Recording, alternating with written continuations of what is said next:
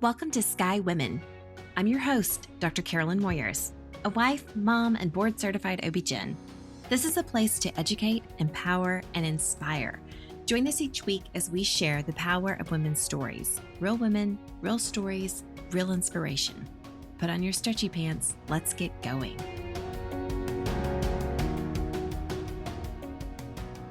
Hello, Sky community. Welcome to another episode of Sky Women's Health Podcast. I'm so glad that you're here with us today. We have a special guest, and I'm going to let her introduce herself. Oh, hi, Dr. Moyers. It's so nice to be with you today. And I am Dr. Celeste Holbrook. I'm a sexologist. It's so lovely to be here. I can't wait to talk about sex. Absolutely. I'm so excited to have you because I know that women are having bad sex. Mm-hmm. I hear it all the time. I know it is true. And I think that most women don't have a place to talk about sex.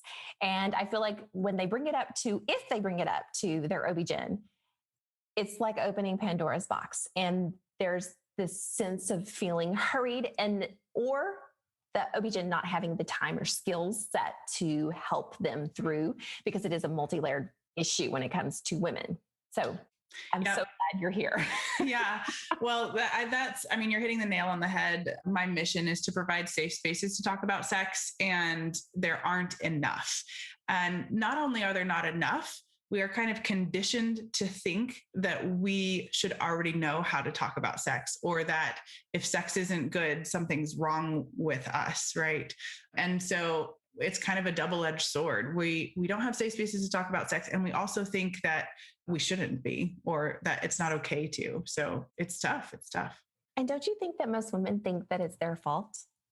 Yeah, I think so.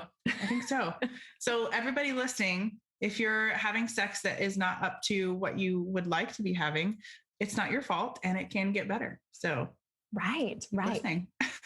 So talk us through kind of the multi-layers of desire for women, sexual desire. Yeah, let's jump right in. So this is the number one reason people come to see me is I don't feel like having sex. I have low libido or low arousal or whatever. So let's start this conversation using language that makes sense. So first of all, let's talk about the difference between desire and arousal, right? So in the sexual response cycle defined by Masters and Johnson and later Kinsey, we have 5 phases. And the first 2 are desire and then arousal. So desire is, I feel like I would like to engage in some sort of sexual behavior. That is desire. I like my partner. I would like to be having sex with my partner. Desire. Arousal is my physical body and my brain are ready for sexual behavior and are currently maybe even engaged in sexual behavior. So a lot of people out there say, I just have low libido, when really they mean I have low arousal, meaning I want to have sex with my partner, but my body and brain never get there. They never arouse for sex. So there's just a difference in problems. When there's a desire problem, like a desire problem would be like, I don't even want to be in the same room as my partner, right? That's a desire problem. And that could be a relationship issue, right? That's a relationship issue, right? That's not necessarily a sex issue. Right. Whereas, man, I wish I wanted to have sex is not a desire problem. You're telling me you want to have sex, but you don't feel like you want to have sex in your body and brain. Physically, right. Yeah, right. So 2 different things. I think that's the first thing to define. The second thing to define is that there are 2 different types of arousal. So there's spontaneous arousal, which is, I feel like having sex, so I go seek out somebody to have sex with or a sexual experience, right? That's how we see, what we see in movies, what we see in porn. That is a typical traditional way we think about sex. I want to have sex, so I go seek out sexual behavior. But there's another type of arousal called responsive arousal, which is once sexual behavior starts, then my arousal starts to show up. Right. Which is just as okay and should be just as valued as spontaneous arousal, but we never see this other type of arousal in media, or nobody ever talks about this other type of arousal. And so we think something's wrong with us when we may never out of the blue feel like having sex, But once we get into a sexual scenario, like, oh yeah, this is good. I want to keep doing this. This feels nice. Right. And so for all of us responsive arousal people out there, do know that nothing's wrong with you. You just have a different type of arousal system. And that's totally okay. Just nobody's talking about it when you don't see it on TV. So desire and arousal, two different things. And then within arousal, two different types of arousal. Yeah, I like that. One's like you're throwing the party. And the other one's like, well, you're going because your friend's going, but I had a good time. That's right. That's right. Exactly. Exactly right. Exactly right. Both are fine. Both are fine.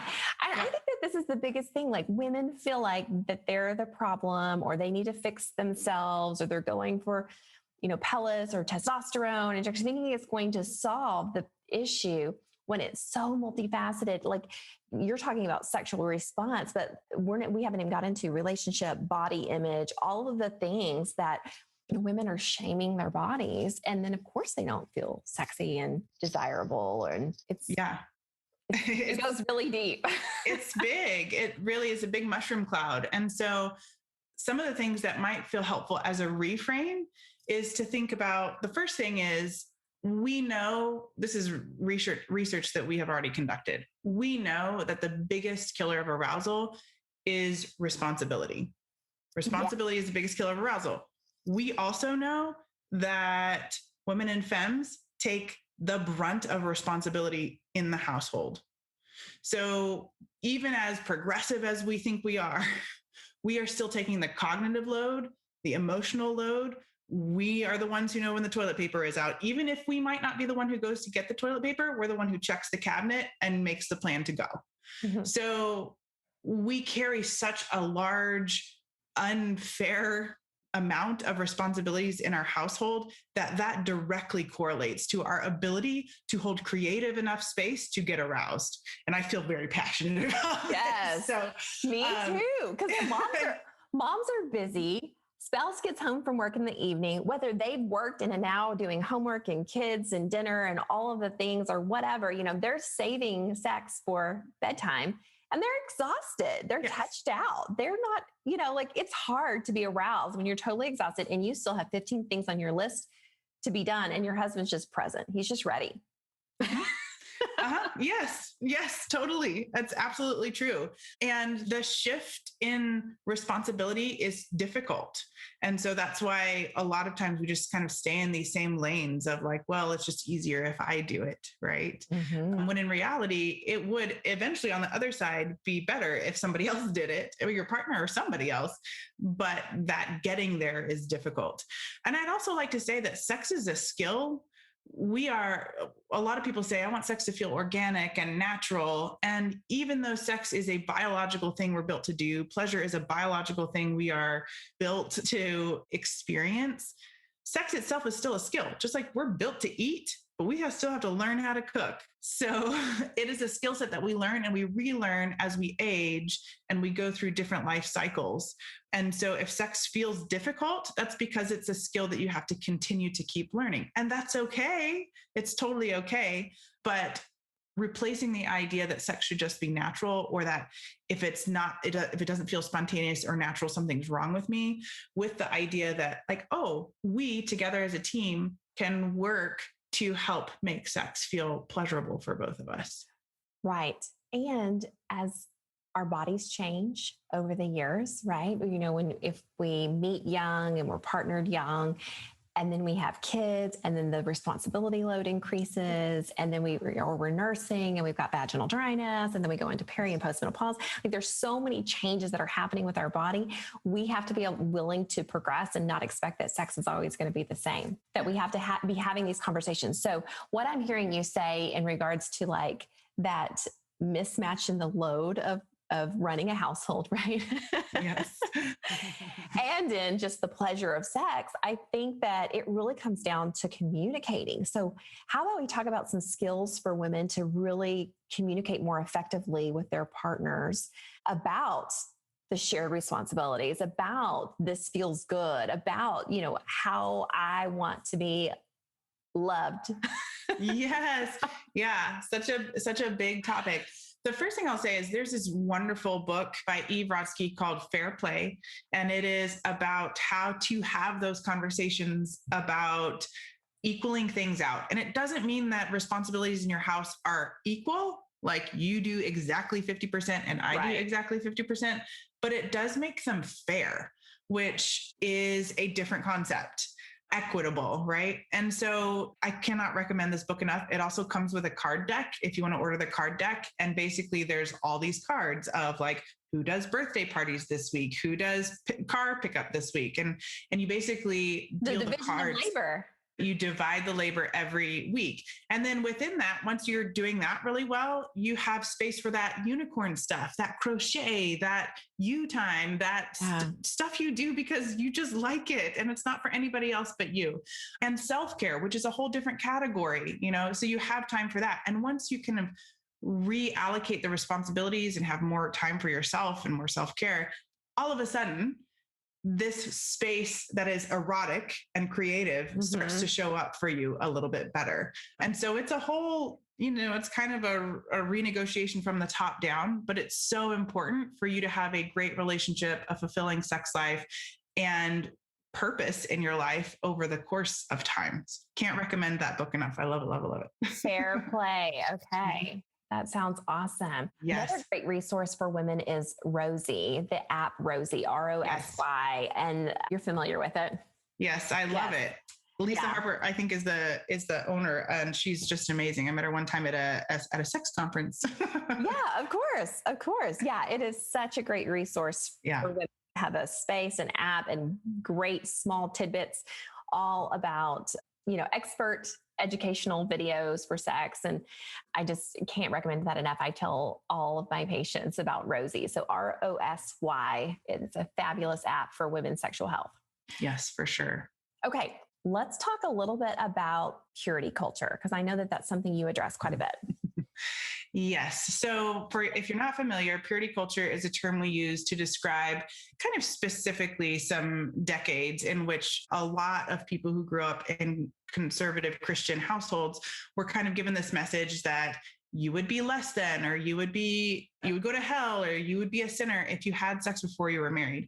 And that message alone wasn't like the only thing that was problematic. It was more like, the message is like, you should police what you wear. You should make sure that you're not being a stumbling block for your brothers, really controlling women's bodies, especially, and denying their ability to explore sexually, which was really the worst part of it, is that it was, kind of manipulation. Like, right. If I tell you there's this cool water in this cup for you to drink, but if you drink it, I'm going to slap you in the face. Like, do you really have choice to drink that water? Right. It is a kind of a manipulative tactic it's a shame technique. For sure. It's a shame technique. It's manipulation. So on the other side of that, so I grew up in this culture. I grew up in a conservative household. I waited until I was married to have penetrative sex, although I did do a lot of exploration, which I'm really thankful for. And after I got married and had penetrative sex for the first time, it was incredibly painful. And I thought, I waited 26 years for this. For this? This is terrible. Yeah, it was terrible. It was terrible. And it ended up writing being to terrible. mom, dear mom.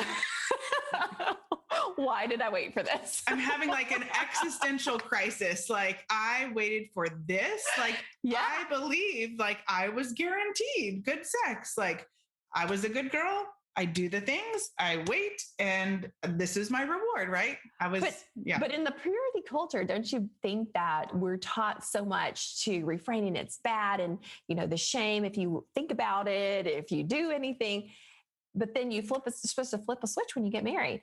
Yeah. It's now your ridiculous. Sexuality is good. Yeah, it's no problem, right? Yeah, and our bodies don't work that way. And so when you're told forever and ever that something is dangerous, your body believes you. And so when you do have penetrative sex, your body feels like, this is something I was told was dangerous for a long time. I'm going to shut any non-essential systems down, like arousal, so that you don't engage in this thing that I was told forever and ever was dangerous, which was what happened to me. My body was like, hell no, there's no way we're going to let this happen when we were told we were going to go to hell for it for the first 26 years of our lives. And so my arousal shut down.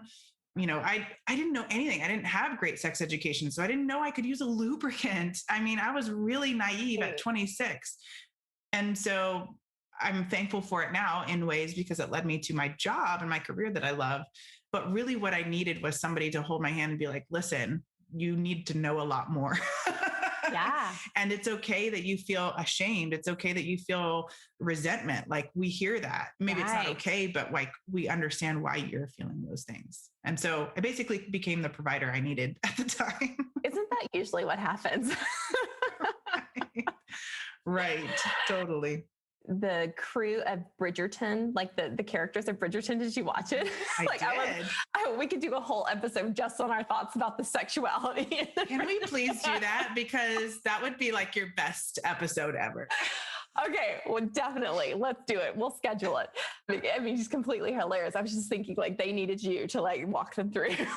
Oh yeah. Like I have notes. I'm like, okay, in episode 7, when they're having sex on the stairs, like who is going to put a towel down because that's going to break your spine. Oh my gosh. Like there's so many, and just the lack of knowledge. Like she didn't realize that he was pulling out. Totally. And that legitimately could possibly happen today if we don't. Possibly happen, right? We're not getting adequate sex education, and girls are not being educated properly about their bodies. So I've recently partnered with Girlology because I just love what they're doing to empower young girls to do the education about their body as they enter puberty. But then there's a sexual education piece, which I just think is phenomenal because I need to check this out. Yeah. Girlology is fabulous. Okay. Yeah, sure. You mentioned lubrication. Lubrication is so important. We are penetrating before the vagina is lubricated, and the clitoris does not lubricate. The penis does not lubricate. As women are aroused, we get lubrication from different glands within the vagina and at the opening, right? So talk to us about your favorite lubes. Who should be using lube, and what's your favorite lube? Yeah, I have some over in my cabinet right now. So I'm one of the sex educators for the Velvet Box. And so I get to be able to see all of the lubes that they have coming in and see what the customers say and everything. But I also have some favorites. So I always say, find a lubricant that works for you, that you really like, that works with your toys and your body. But there are some that are just kind of universal favorites. I love Uber Lube. I love a silicone hybrid. Wicked makes some really great flavored lubricants, and so does Joe Systems. If your body likes to handle flavored lubricants, okay. And the quality of ingredients are a lot better now than they used to be. But really something that you like, if you like that silicone feel, the silicone molecule sits on top of the skin so it can't be absorbed. So it actually creates another cushiony layer, which I recommend to a lot of women who have mildly painful intercourse. But then, water-based lubricants feel a lot like your own vaginal lubrication. And so it just kind of depends, on what's your favorite. Do you have favorites? Right. I used to always say KY, but that was because of lack of knowledge. I think Uber Lube is phenomenal. Mm-hmm. Yeah. And KY, was recommended for so long because it was the only FDA approved lubricant. And that was only because they used it in surgery. And that's the only reason they could get it FDA lubricant. So they marketed it as such, like the only FDA lubricant, when really lubricants used for personal sex reasons don't have to be FDA approved. So that's my little thing, my little spiel about KY. Okay. All right. So your top ones again were Uber Lube and Wicked. Okay. All right. And Joe Systems I also like too.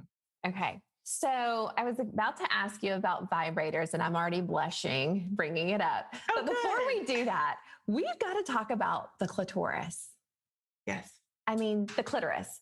Women do not know. I love it. She's got I just happen to have one. Her clitoris model. And most women do not orgasm with penetrative sex. And if attention is not being paid to the clitoris, then you are very likely not having an orgasm. And if it doesn't feel good, you don't want to have sex.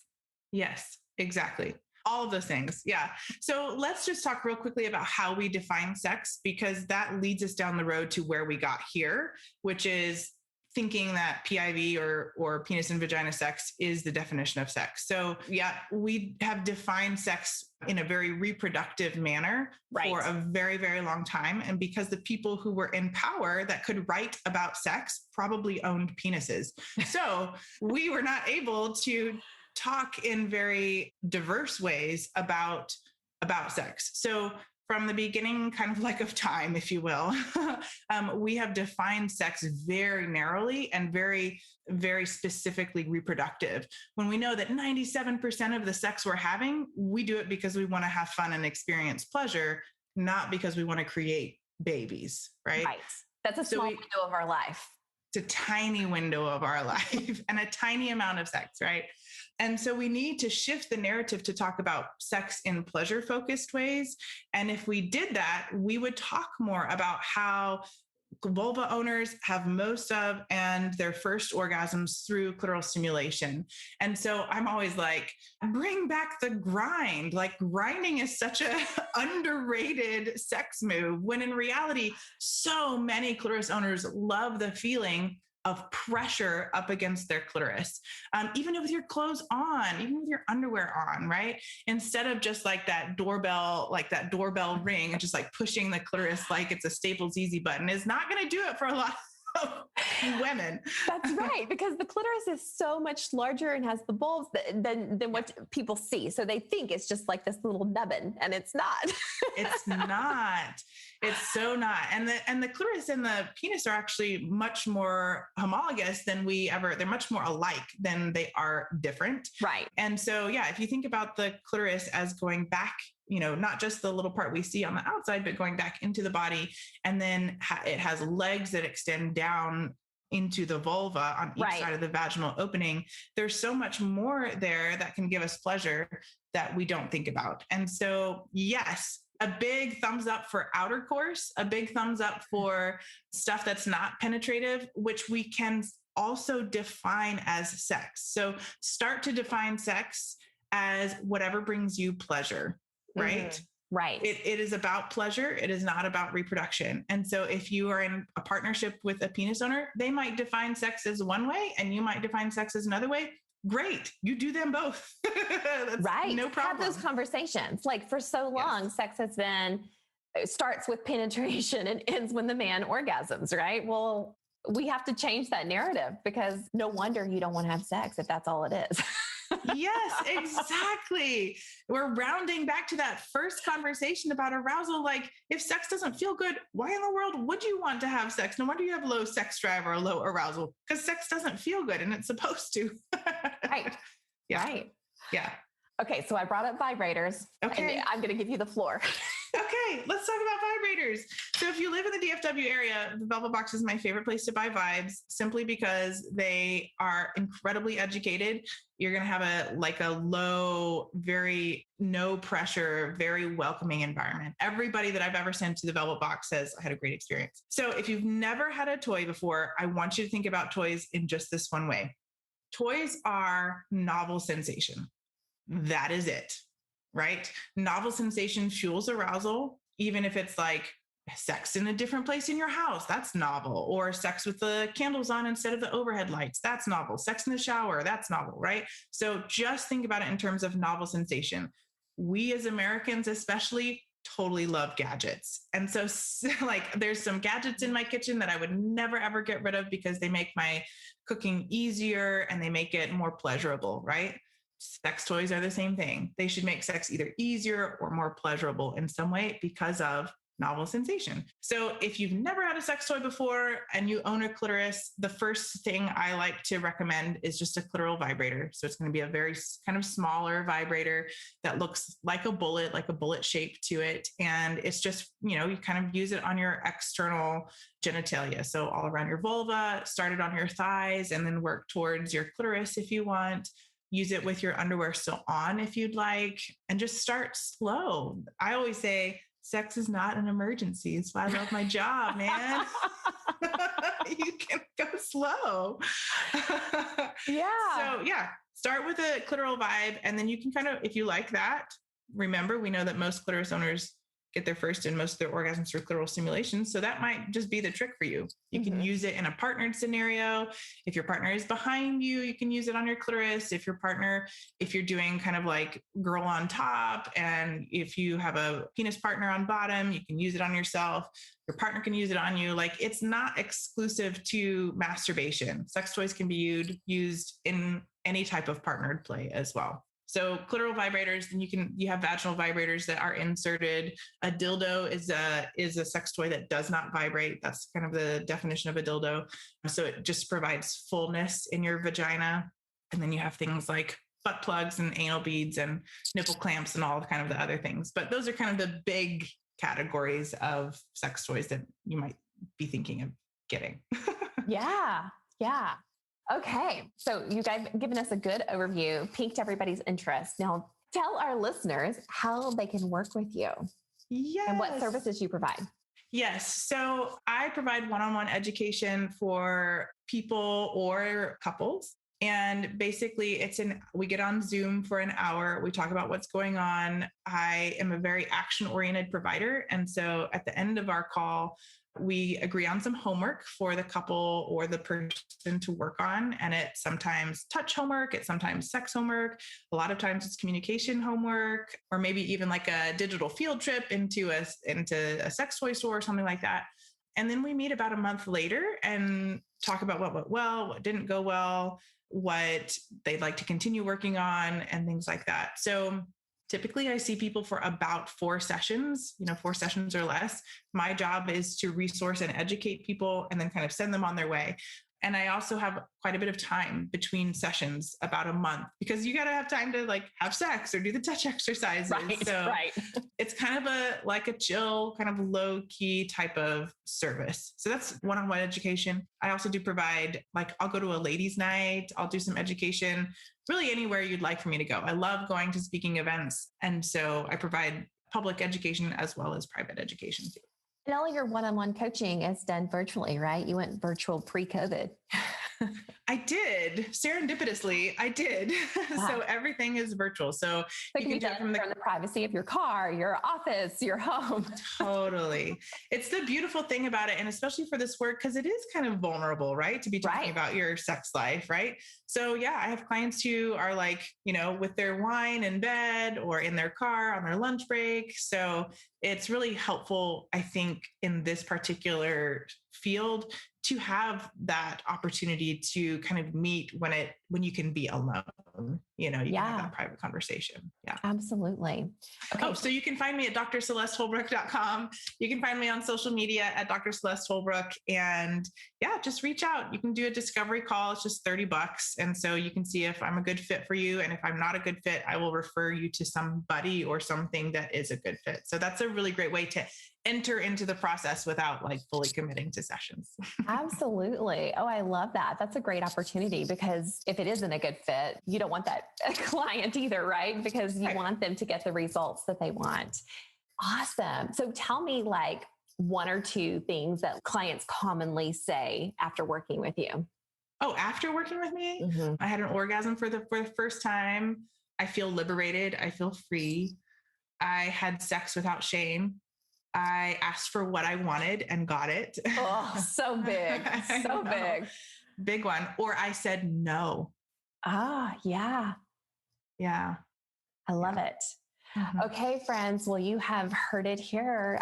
Go follow Dr. Celeste Holbrook. This is phenomenal. This is such good information, and women need a safe place to talk about sex. So follow her on social media and you'll learn all kinds of good things. Thank you for joining us today. Thank you, Dr. Moyers. I really appreciate it.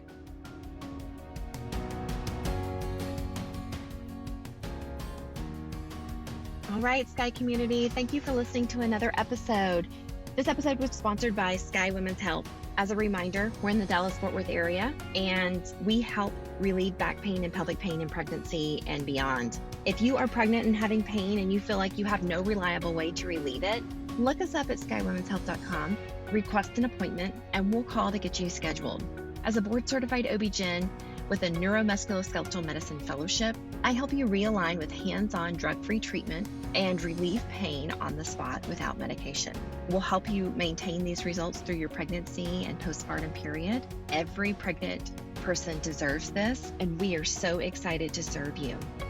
You can find us on our website, as mentioned, or on social at Sky Women's Health, or you can call the office at 817-915-9803. That's it for today. Until next week, be well.